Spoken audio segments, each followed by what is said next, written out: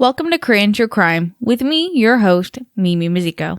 Today's episode delves into the story of a photographer who became so captivated by death that he started to arrange and stage fatalities to satisfy his curiosity. However, even that wasn't enough for him, and he soon started yearning for human models to photograph. Thank you to Vix Mack, Lala, Jay Colomo, Ben Jones, Ashley Rigby, William White, Sue V.B. Van Bremen, Blanca, G1 Edwards, Selkie, and Nico for their support on Patreon. The list is getting long, but I will never stop saying thank you for your support. Thank you for voting on today's episode topic. If you'd like to join my patrons, you'll receive ad-free early access episodes, weekly Korean true crime vocabulary hinting at the content of the next episode, exclusive access to vote on future episode topics, and occasional bonus content. There are no tiers, so all patrons gain access to everything. If you'd like to support me with your love, find me on most social media sites at Korean True Crime. Sources are available for free on Patreon. Today's episode contains discussion of animal death and suicide.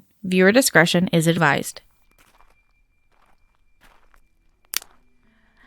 What was that?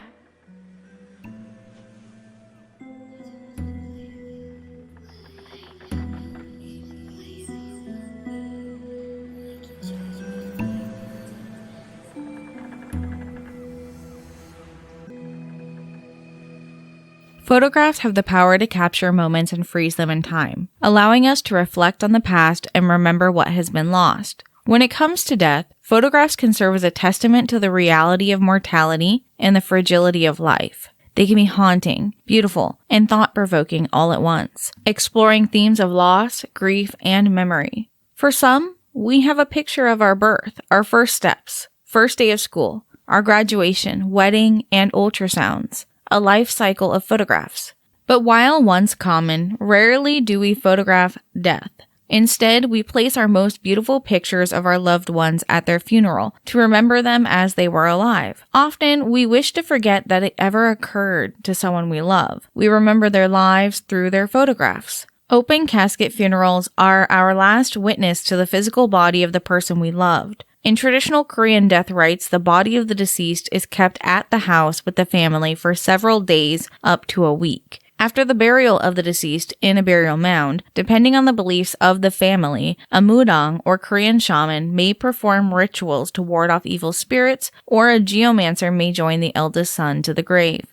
There are many difficult, very specific rituals for death in Korea for each family member and those closest to the deceased. Women of the deceased family may also perform rituals for the mythical woman Princess Bari, or Bari Gongju. You know I love a little history rabbit hole, and this one is too interesting not to share. In Korean mythology, Princess Bari, or the Abandoned Princess, is Korea's version of a psychopomp, a guide for spirits in the afterlife such as Shinigami in Japanese myth, Hermes and Hades in Greek myth, and in Christianity, Michael the Archangel acts as a psychopomp in some myths. The Korean story goes, in ancient times, there was a 14-year-old king named Ogu who was told by a fortune teller that he would have a male heir if he married a woman named Gilde. He was impatient and married her hastily. The young king and queen had 6 daughters in a row, despite what the fortune teller had told him. Queen Gilde had a taemong, or a dream of a child that she would have, which is still a very, very closely held belief in Korea. If you ask anyone, they probably have a story about their parents or family members' taemong about them. The queen's dream portended that her next baby would be exiled from heaven and be the reincarnation of the immortal Sowang-mo's daughter. Sowang-mo is the guardian of the elixir of life. Her next child was indeed another daughter, which we now know is due to the king's body and not the queen's. But in his anger, King Ogu disowned the child and sentenced the child to death. The newborn was placed into a sealed stone chest and thrown overboard into the deepest part of the ocean. Yeongwang, the dragon queen of the waters, couldn't bear to see an innocent child punished, and safely brought the child back to the shores to the feet of a Buddhist priest, where he opened the stone chest at the temple. Recognizing the king's seal and the outcasted daughter, the priest and monks at the temple decided to raise her in secrecy, naming her Little Abandoned One, or Baridegi. As she grew, she showed signs of the god's favor and was incredibly intelligent. But unable to tell her about her real parents, the priest told her that she was born from the spirit of bamboo and the spirit of the paulownia tree, so she spent her days paying her respects to the forest. But a day came when the monks heard that the king was gravely ill and would die unless he found his outcasted seventh daughter. His first 6 daughters had disappointed him or abandoned him in his old age. The priest and monks were promised a pardon for returning Body to the king and queen, and when she found out who her father was, she dutifully returned to him. The only cure for his illness was a medicine made in a mythic land far past India. Body was the only daughter to agree to make the journey. It would be an extremely long and perilous journey, and as she traveled, she went through dangerous lands and even had to traverse the underworld to reach this mythical land, where, finally, after reaching the land, was only given the medicine after she agreed to marry a celestial being and bear him sons. It took 7 years for her to finally return with the medicine, where she had to traverse the entire journey back. When she finally got home, the king was cured by the medicine. Because of her selfless nature, Pati's spirit in the afterlife listens to the death rites given at funerals. These death rites are named after her father, Ogu. She waits for the deceased one's spirit to come to her and she takes them safely to the afterlife. Because of her love, perseverance, and healing nature, shamans call to her for strength and wisdom. Shamans who believe themselves to have healing powers may believe that they are also descendants of Pati and the celestial being. In her honor, you may see bamboo and paulownia at funerals or in certain rituals. In today's episode, we will look through the lens of a man obsessed with death and photography. His artistic hobby becomes tainted by his twisted desire to observe a person's final moments, the exact opposite of Pati, who went across the world to save her father. The morning of January 18th, 1983, a group of boys began to shoot at one another, dodging bullets, returning fire, hiding behind trees. They played soldiers in the cold winter day. They took their fight into the forest up the side of Mount Hoam in Guro-gu, Seoul. The mountain was covered in leaves from the naked trees, which made the ground soft but slippery. As they moved further up the mountain, they noticed a large pile of leaves that appeared to be a person. Parts of the person were peeking out through the leaves. The boys moved closer, thinking that the mound must be a mannequin. It is never a mannequin, but I'm sure they really hoped it would be. When they moved some of the leaves, they found a woman's body, mostly naked. The boys ran back down the mountain to get help. Police arrived and uncovered the fully frozen body of the woman from under the leaves. The winter cold had slowed the decaying process, and it was uncertain how long she'd been there, but the forensics team estimated about 3 to 4 weeks. The woman was found without her clothes, despite it being the coldest time of the year. There were no signs of struggle, resistance, or injury on her body besides the natural decaying process. The initial belief was that she had gone to the mountain to end her own life by inducing hypothermia. She would have taken off her own clothing to quicken the process. The police needed to identify this woman and understand the circumstances quickly to know if they were dealing with a tragic suicide or a murder. Through fingerprinting, they confirmed her identity as Kim Kyung-hee, a 24-year-old barbershop assistant from Gyeongju who had started work in November and lived very far away from the mountain in Seoul.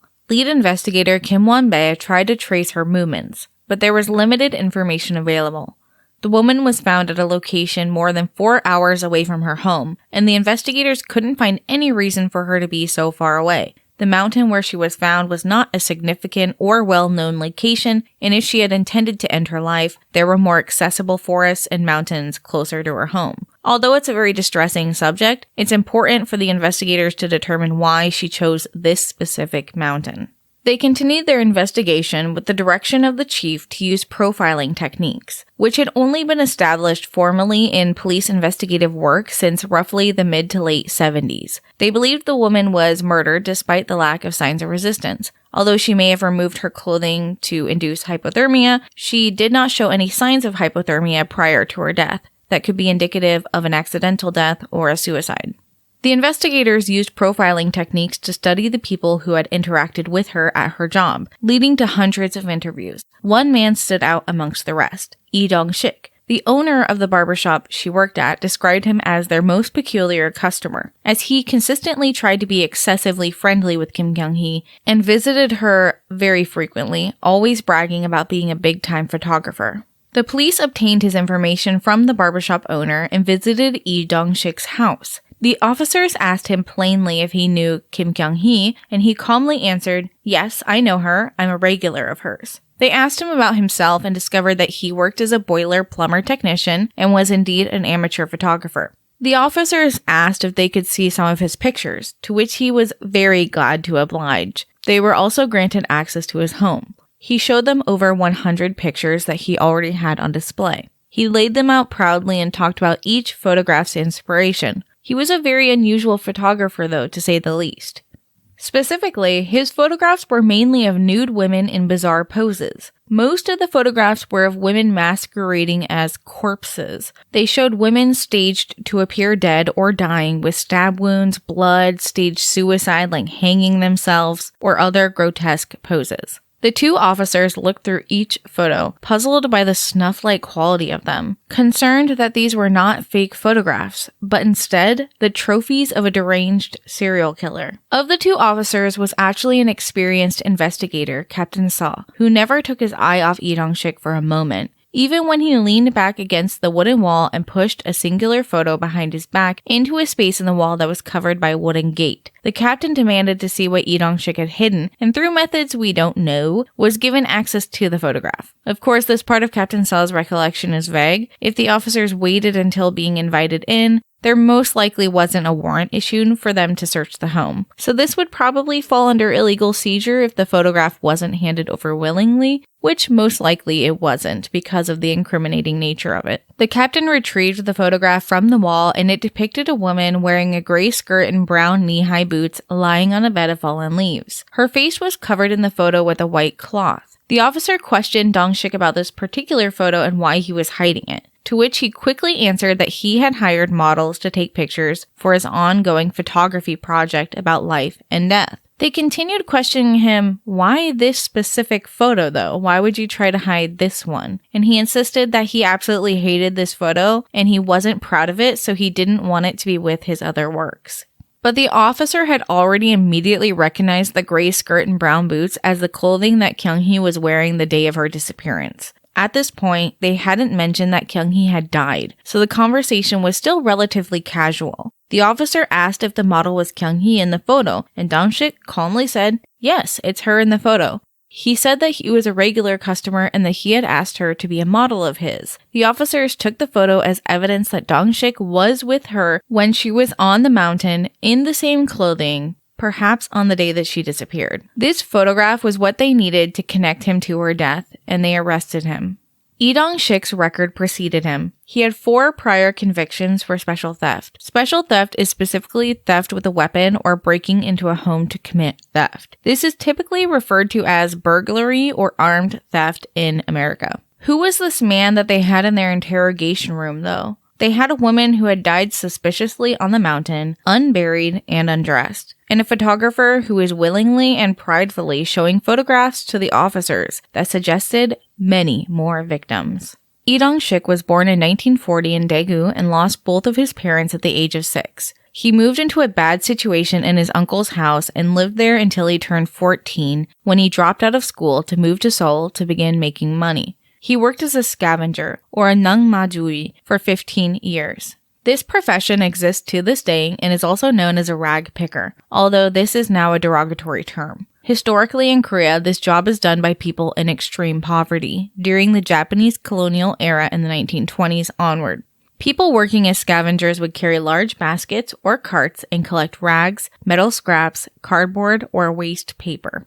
They in turn would bring these materials to junk shops for a small profit. I mean, very, very small profit. In the 1960s, a government program was made to register these workers so that they would be supervised by the police and therefore be able to be controlled by the police, rather than homeless people making money that wasn't taxed under the table.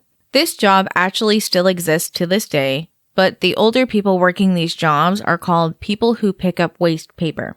As of 2016, when the last study was done, people who pick up waste paper from 7 a.m. to 4 p.m. earn about 5,000 to 7,000 won per day, or roughly 200,000 won per month. I will say 200,000 won is close to $160 US now, so they're making about $4 to $6 a day for 9 hours of physical outdoor work with no protections or benefits. The competition for picking up cardboard is fierce, and these workers have their set routines that they usually hold on to. If you come to Korea, you will see these workers almost every day. No one should have to work their asses off that hard at an elderly age, typically, to make less than the cost of a roll of gimbap potentially each day. But moving on, Dong-sik worked as a waste collector for 15 years for the government. During this time, at 23, he obtained his first criminal charge for theft and would rack up 3 more convictions in the following years. At the age of 29, in 1969, he joined the military and fought in the Vietnam War for a few years,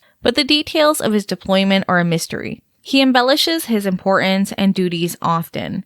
But we know that he was a prideful man and often, throughout interrogation and the trials, mentioned his time serving in the Vietnam War.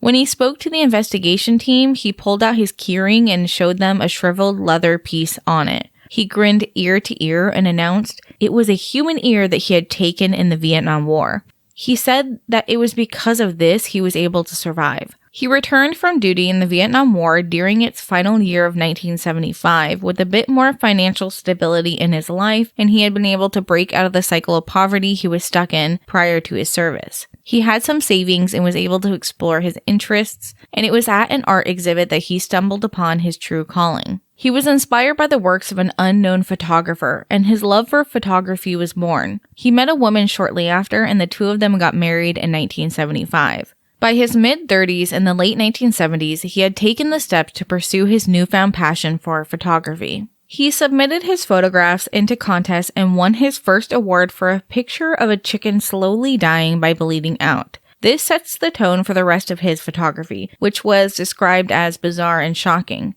But we can look back as this being an indicator of future behavior, as he would continue to torture animals and photograph their deaths. As his photography skills continued to progress, he became enamored with Japanese nude photography books, particularly those that dealt with themes of sex and death. This new fascination soon manifested itself in his work, and his photography began to reflect his sources of inspiration. His wife would actually partake in this photography as well. He wanted to begin photographing nude women, and his wife would be that first model. At first, the photographs just involved his wife posing nude in kinky positions, but later it would involve sexual acts with various foreign objects that are not generally used for that purpose. Suddenly, his wife goes missing, and after not being found, Dong-sik moved on and married a new woman. His second wife and him would start a family and have 3 children together. She is now his ex-wife and has requested that the family's information not be revealed and their privacy should be respected. In 1982, he was accepted into the Korean Photographers Association, and his work was recognized with several awards in prestigious contests. He was evaluated as an artist who takes fresh and shocking pictures. He was working as a boiler plumber technician at this time, which was akin to a minimum wage job. He didn't make nearly enough to save up to afford the 1.5 million won Japanese imported camera that he was equipped with. His photography became even more bizarre after marrying his second wife, and he began photographing himself inside coffins with blood pouring from his mouth, or a picture of him dying from a knife being stabbed into his chest. Or he would stage a picture of himself hanging to death with dark bruised makeup on his neck and face to make it look more realistic. The dark turn of his photography really upset his wife, and they thought about it often. He wasn't satisfied just staging himself in his photographs, and really wanted to work more with models. It was at this time he started drinking heavily, and his wife was really concerned for their children being around this kind of behavior. So she decided it was best to leave him and took the children to Japan. Dong-sik began to spiral and put all of his focus into his mission to photograph a real woman's death. He began quickly searching for women to pose in his work. According to the police, there were hundreds of photographs featuring 20 women, not including his first wife or Kyung-hee. These photographs varied in subject matter from fetish work to staged death photography. It was during this time that he was searching for more models that he was able to build a rapport with Kyung-hee as a regular at the barbershop, and eventually would ask her to become one of his models. Kyung-hee had started her work at the barbershop as a shaving assistant, which up until about 2018 Winter Olympics, when Korea did a massive sex work cleanse of the country, which is a topic for another time. But prior to that, barbershops were the most common front for brothels. 미용실, or a hair salon, often features barber poles spinning outside with the lights or a spinning colorful tube. But if two poles were featured spinning next to each other in opposite directions, it was more likely that this barbershop was also a brothel. These buildings had to be discreet because sex work was and is illegal in South Korea. To avoid any confusion, barbershops then started changing their spinning poles to have decals of women with flowing hair or customize them with the salon name. You can still see some places like this operating around, but it's much more rare now. Sex work in Korea has, for the most part, been ignored by the police, and this is largely due to the fact that most sex workers are foreign women. Kyung-hee worked as an assistant shaver at this barbershop. It's important to note that this is known for brothels to use this title as a cover for the real job that the women were performing. It's not confirmed, though, whether or not Kyung-hee was participating in this kind of work. We don't have any information or confirmation on this, but it's important to understand the context that this is likely a hidden business happening at this barbershop and why Dong-sik was visiting her weekly for haircuts and shaves. As a side note, I must apologize for my initial coverage of this case that I did on YouTube prior to Korean True Crime becoming a podcast. I often go back and find the original printed newspaper articles from the cases. I get a feeling of what's happening at the time and whether or not the article was on the front page, so whether or not people were talking about it. But in the articles from 1983, Dong-sik and Kyung-hee were referred to as lovers, perhaps to insinuate that she was his mistress and he was having an affair.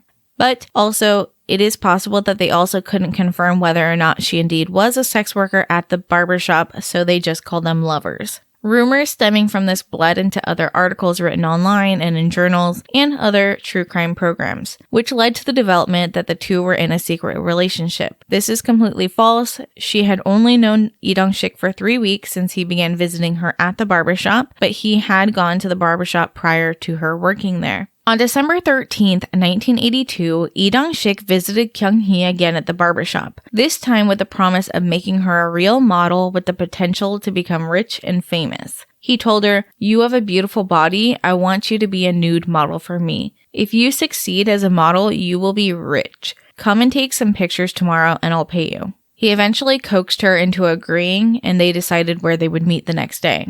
That next day, Kyung-hee met Dong-sik at the base of Hoam Mountain as they planned. Dong-sik had told her that they would be taking a remote photo shoot where nobody could see them, as it was a nude photo shoot after all. They hiked up the mountain to a secluded location that Dong-sik had chosen for the shoot. Once they arrived, Dong-sik told her that she would feel cold during the shoot and offered her a cold medicine drink that would warm her up and prevent her from getting sick.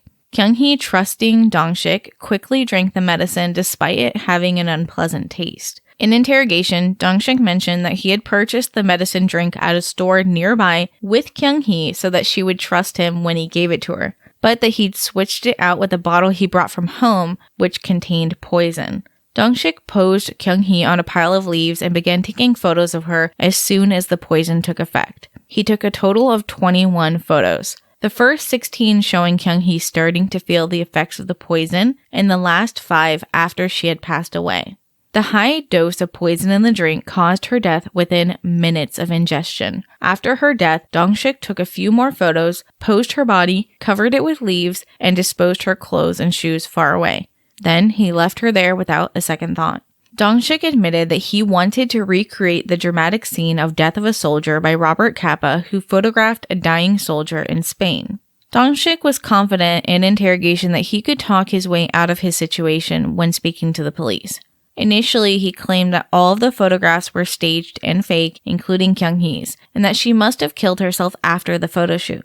He even went so far as to dismiss any involvement on his part. However, the police interrogated him for 4 days until eventually he revealed a hidden compartment in his home where they found the original film for the photographs and his diary. His diary was filled with his fantasies of killing women and documenting their deaths. It listed all the names of the 22 women he had photographed, including his ex-wife and Kyung-hee. Dong-sik then decided to change his story, claiming that Kyung-hee wanted to end her own life and he only agreed to photograph it afterwards. But the police knew that his story was not credible and continued to investigate the case using the original films that they found. This case was a turning point in forensics in Korea, as the original film captured by Dong-sik's expensive camera was of exceptional quality, even by today's standard. The investigative team adopted a new technique to compare the original film and the photo to their evidence photographs of the crime scene. The photographs were sent to Japan for photo analysis, and this was actually the first analysis that noticed that the victim was slowly dying if you look at the photographs in chronological order.